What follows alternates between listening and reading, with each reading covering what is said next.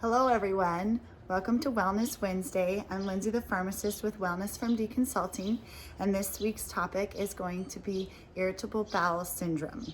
Why did I pick irritable bowel syndrome? Well, last week we talked about the microbiome in the gut, and irritable bowel syndrome is another awareness this month, and we have been featuring Cesarean Awareness Month on some of our Instagram and Facebook, so I wanted to cover another awareness that's out there for healthcare this month.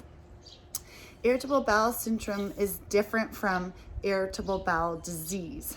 IBD can be anywhere within the GI tract, so esophagus all the way down to your colon. Irritable bowel syndrome, IBS, is typically the colon, so a spastic colon, a painful colon. So IBS is what we're focusing on this month.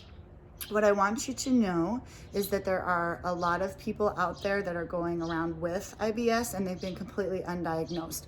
Only about 20% of the population, which is still a lot, has been or will be diagnosed with IBS. Now, how do I know if I have IBS? What are my symptoms? Well, typically you'll have abdominal pain frequently, you'll have cramping, you might have diarrhea or constipation, gas and bloating, and you're like, great, we all get those some of the time. With IBS, the symptoms can come and go. They're usually fairly severe.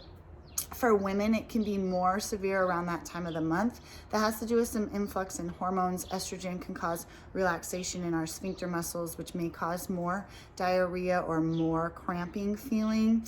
On top of that, our reproductive organs are doing things. So there's some crossover there.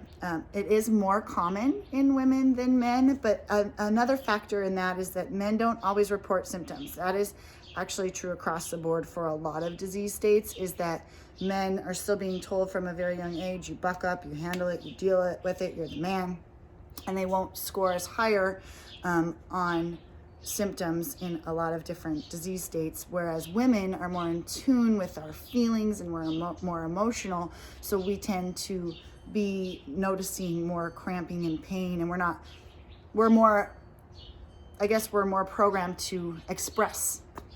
So that is something I've seen a lot of IBS in males as well. So what do I do? Like, what happens next? Well, there's no cure if you get diagnosed with IBS. There are at-home things you can do, such as exercise. Regular exercise helps with IBS. Then, of course, there's stress, because a lot of stress and anxiety can lead to more elevated IBS symptoms and or colitis. You will also want to decrease your caffeine and your alcohol consumption.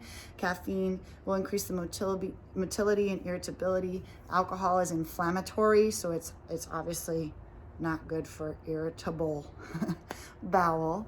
There's going to be diet changes. So a lot of people will try elimination diets. Here at Wellness from D Consulting, we have a metabolic questionnaire. We can score you out and see where you fall and recommend 10 or 28-day programs followed by 6 or 12-week post-program plans that will help you identify your triggers and your problems. And then we're also going to add a good probiotic. Patients have been asking a little bit about prebiotics and spore-based probiotics. Forgive me. We can go over some of that too in another Wellness Wednesday. And then there are some medications out there that have been approved for constipation or diarrhea. These are not necessarily strictly for IBS though. Sometimes tricyclic antidepressants are used, or antispasmodic medications, again, not specifically for IBS.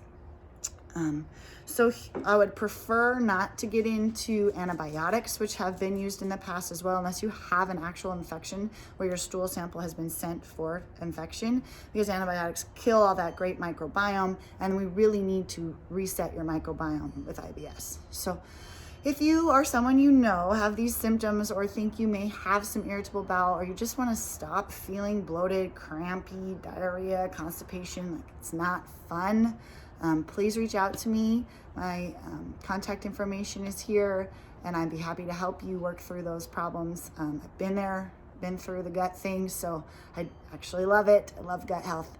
All right, everybody, have a great Wednesday. I call it Whoop-Ass Wednesday, a great Wellness Wednesday. Hope this was informative for you, and talk to you later.